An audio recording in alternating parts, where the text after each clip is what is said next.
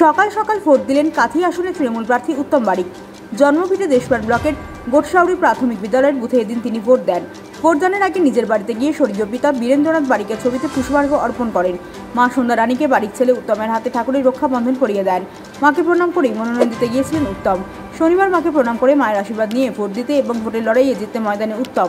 Vote দিয়ে বেরিয়ে ফোনে এলাকার খবর নিলেন। মিডিয়ার সামনে অভিযোগ করলেন খেজুরি এবং ইটাবেরিয়া সহ বেশ কিছু জায়গায় সন্ত্রাস চালাচ্ছে বিজেপি। তৃণমূল কর্মী সমর্থকদের মাধ্য থেকে শুরু করে ভোটারদের ভয় পর্যন্ত দেখানো হচ্ছে।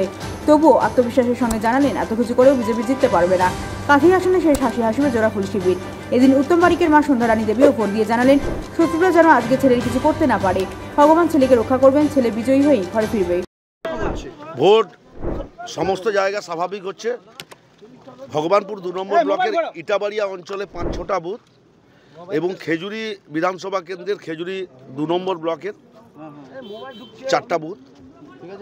এখানে ভারতীয় জনতা পার্টি মানুষের গণতান্ত্রিক অধিকারকে হরণ করার চেষ্টা করছে।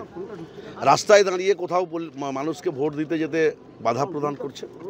নিশ্চিতভাবে মানুষ সমস্ত বাধা বিপত্তি অতিক্রান্ত করে, নির্বাচন কমিশন রয়েছে, আইন রয়েছে, আইনের প্রতি আস্থা ভরসা বিশ্বাস আছে, সমস্ত বাধাকে অতিক্রান্ত করে মানুষ বুথ কেন্দ্র পর্যন্ত পৌঁছাবেন এবং ইভিএম ভোটিং মেশিনে গিয়ে ঘাসের ওপর জোড়াফুল চিহ্নে ভোট দিয়ে মমতা বন্দ্যোপাধ্যায়কে আশীর্বাদ করবেন এবং দিল্লিতে যে নতুন সরকার তৈরি হবে আগামী 4 তারিখ, সেই সরকারের নির্ণায়ক শক্তি হিসাবে বাংলার মানুষ ঐক্যবদ্ধ বদ্ধপরিকর যে নির্ণায়ক শক্তি হিসাবে মমতা বন্দ্যোপাধ্যায় যেন ভারতবর্ষের দিশা দেখান, বাংলার উন্নয়ন যেন ভারতবর্ষে। কমিশনে জানিয়েছেন আপনারা এই ভগবানপুর আর খেজুরি? হ্যাঁ, নিশ্চিতভাবে নির্বাচন কমিশনে জানানো হয়েছে।